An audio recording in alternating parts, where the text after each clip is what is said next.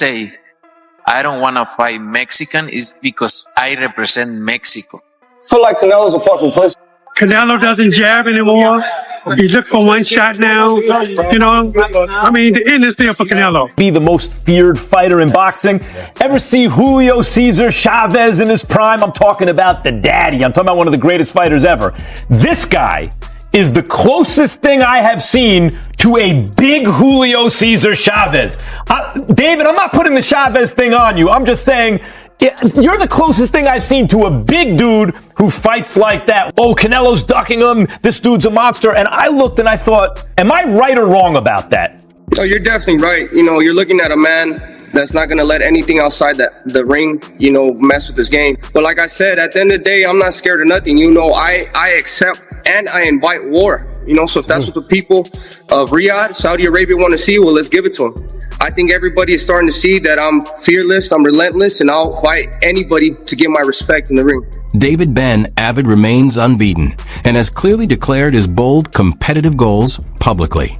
After watching Canelo Alvarez suffer a defeat against Terence Crawford, he spoke out with confidence and intensity, openly demanding a showdown, while claiming that Canelo is afraid to face him for many years. There has been one opponent whose name continues to follow Canelo, a threat that he has consistently chosen to stay away from. Back on Canelo, and he was talking about how he didn't want to give David Benavidez the fight because he was being disrespectful. When you look at the history of Canelo, all the fighters that was disrespectful, calling them out, and he fought all of them. But I just think from a Mexican standpoint, one being extra disrespectful towards the other, he took the sport out of it, and he just felt as if he wasn't going to give Benavidez the payday that he wanted. Benavidez is ready to close this chapter once and for all and take back his position at the top after the crushing loss to Terence Crawford. That looming presence has become impossible to overlook. Only weeks ago, the boxing scene was shaken when Crawford, the undisputed welterweight champion, moved up in weight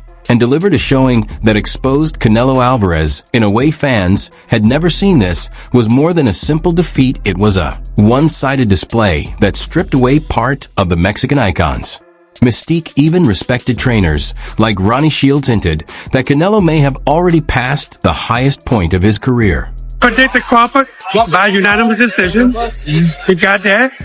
You know, I just thought Crawford was too fast for Canelo. Too many combinations. Canelo doesn't jab anymore. He looked for one shot now. You know, I mean, the end is there for Canelo.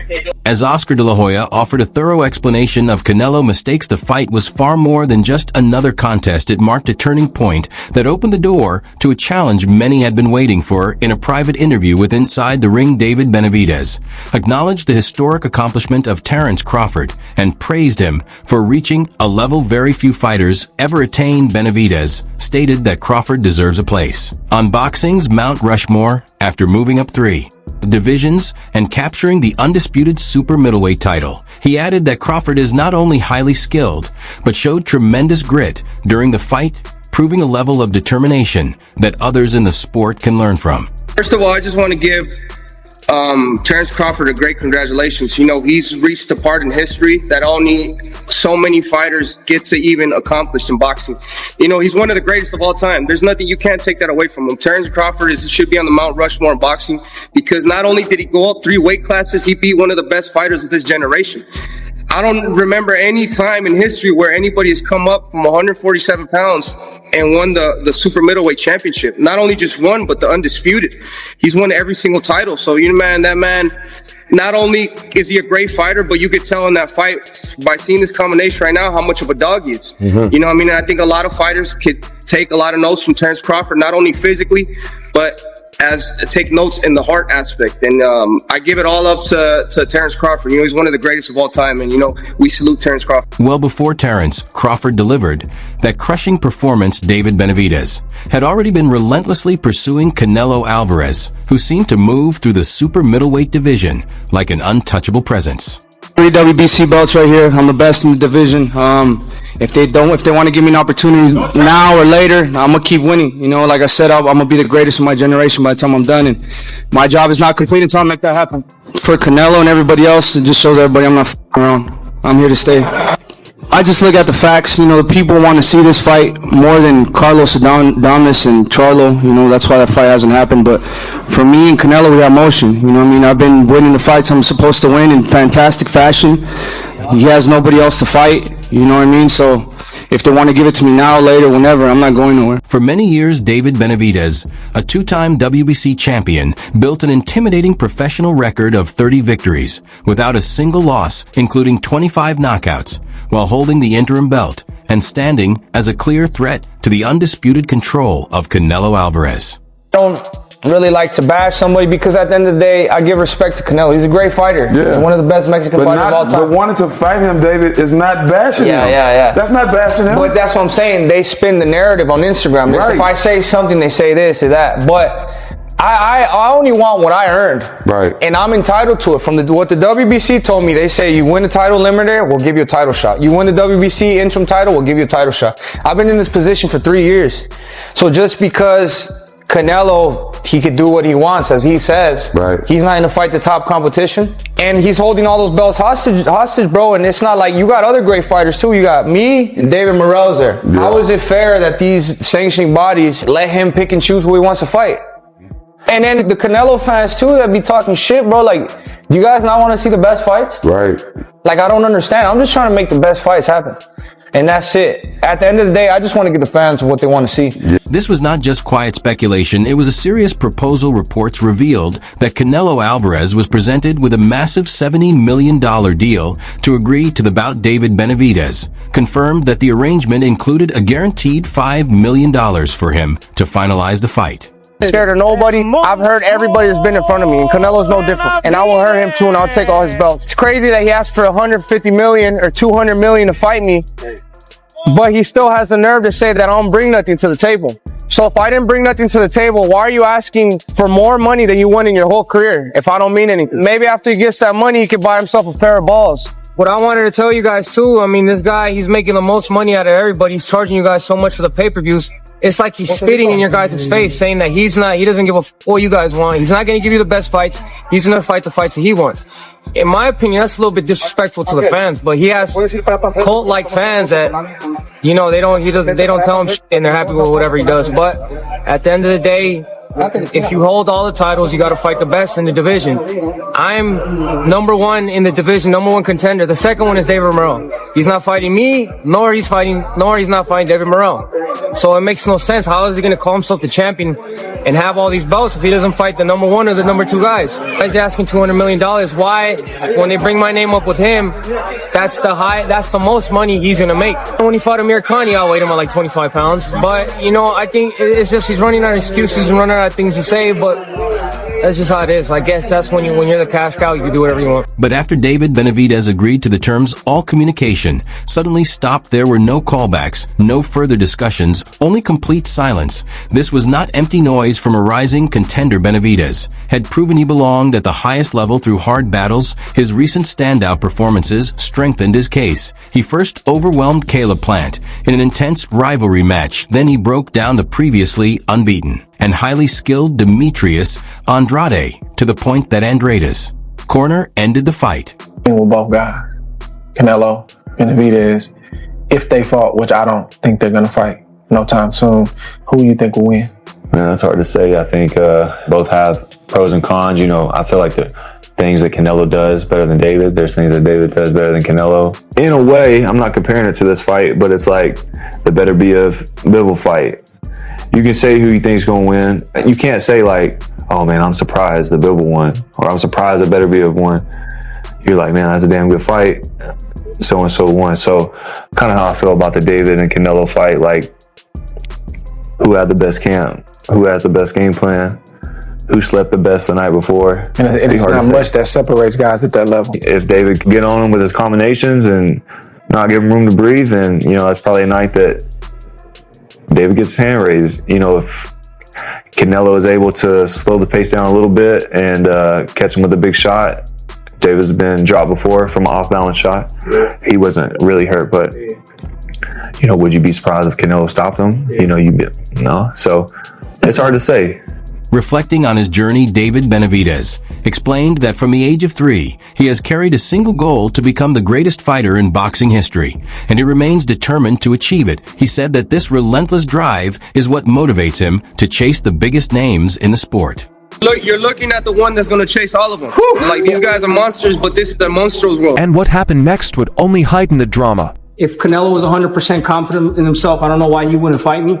Especially since, seeing that everybody in his team is on steroids, which means including him, he never got off. You think he's on steroids? Of course. Sure. How does five? You saw De La Hoya. How do five people out of your camp get tested positive for steroids? Right. You know what I mean? All those fucking dudes in that camp are dirty. Call for David Benavidez once this fight is done. Is that a fight that you can see happening before the end of your career?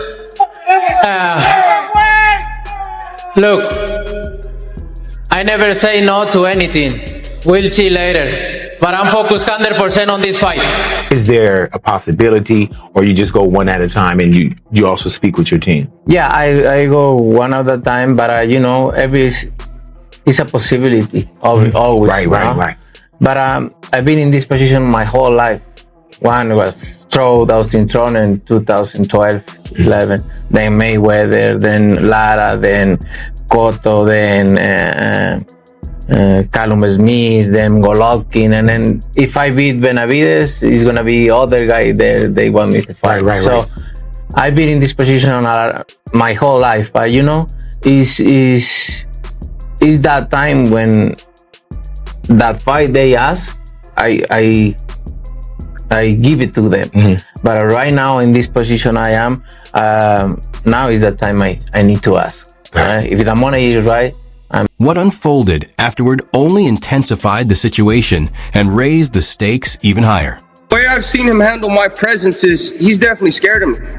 If you have a fighter talking so much trash in front of you, why don't you make an example of him to the world? Beat me in the ring and make a whole lot of money. But Canelo Alvarez, as you can see from every time he fights a guy that's big with power, like the wall, you know what I mean? And he's not able to suppress these fighters as much as he's able to suppress the little fighters. You know what I mean? So he sees a lot of things in me that he can't stop.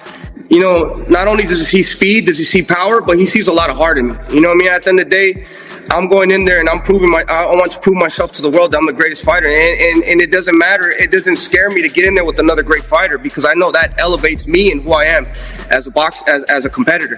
The continued quiet from Canelo Alvarez only fueled David Benavidez, even more leading to a string of blunt remarks during that same Inside the Ring interview. When questioned about how Canelo has responded to his rise, Benavidez spoke without hesitation, stating that Canelo is clearly afraid of facing him. He questioned the reasoning behind avoiding the fight, saying that if someone is openly challenging you, the smart move would be to settle it in the ring, prove a point to the world, and earn major money in the process. He reinforced his stance by pointing to Canelo's struggles against stronger opponents like Dimitri Bivol, explaining that Canelo recognizes qualities in him that cannot be neutralized beyond speed and power, including determination and resilience. Benavidez added that stepping in with elite fighters does not intimidate him, because those matchups only sharpen his level and identity as a competitor. Now building confidence and reaching his prime, he believes Canelo missed the perfect window to defeat him and insists that opportunity is gone for good. At the end of the day, he should have took the fight with me way back then, because if he had a chance to beat me, it would have been back then. He has no chance of beating me now, especially now. I'm getting all this confidence. I'm stepping into my prime. I'm able to deal with these bigger shows better. You know what I mean? I'm able to thrive in these shows. I'm able to, every time I fight, I'm always winning by a significant amount. You know what I mean? So I'm learning my craft better and better each and every single fight. I'm gaining more confidence every single fight. And like I said, I really want to go in there and hurt people. I'm not a boxer. I'm a warrior, and I go in there, I tear everybody. This went beyond simple words. It was a direct statement of purpose. Yet the situation involves more than just rivalry, as weight divisions and the hesitation of other top fighters add complexity to the picture. David Benavidez has recently stepped into the light heavyweight ranks, making it clear he feels stronger and more driven there. During the interview, when asked whether he could still compete at 168 pounds, he dismissed the idea and said that chapter no longer interests him. He also suggested, that Terence Crawford should remain on his own path because he has moved on Benavidez, explained that he now feels better at 175 pounds and is targeting bigger challenges, mentioning names like Artur Beterbiev and Dimitri Bivol, while also expressing interest in pursuing Zurdo Ramirez at cruiserweight. Guy steps up that says, I am the new guy to carry that torch forward. Kind of like how when you beat Tyrone Woodley, because you were the guy coming up and Tyrone Woodley was a dominant champion for a long time and you went and you beat the shit out of him. It's the same thing. I'm preparing very hard for this fight whenever it does happen. I don't know when it's going to happen, but you know, I stay training, I stay evolving as a fighter. Not only do I want to prove to the fans, but I want to prove to myself that I'm the best in the world. So if the fight comes, you know, good. If it doesn't, it's not the end of my career. And if he doesn't want to give me the opportunity at 168, that's why I'm going up to 175 right now. Because I'm not going to wait for nobody either. This fight's going to put me at the #1 contender to fight for the WBC title. And those are going to get unified at 175. So, you know, like I said, dreams always come true. It doesn't matter if somebody else is trying to stop you. You're going to find your own way and you're going to make your dreams come true. To be honest with you, man, let Terence Crawford live. That's his weight class. Okay. I lost interest in 168 a long time ago. You know, I mean, I know that we could get offered a lot of money to go down to 168, but I'm more comfortable at 175. I'm chasing Beterbiev. I'm chasing Bivol. You know, I'm chasing these other bigger. I'm chasing Zurdo Ramirez at cruiserweight. You know what I mean? So I've been at 168, but I have no interest in going.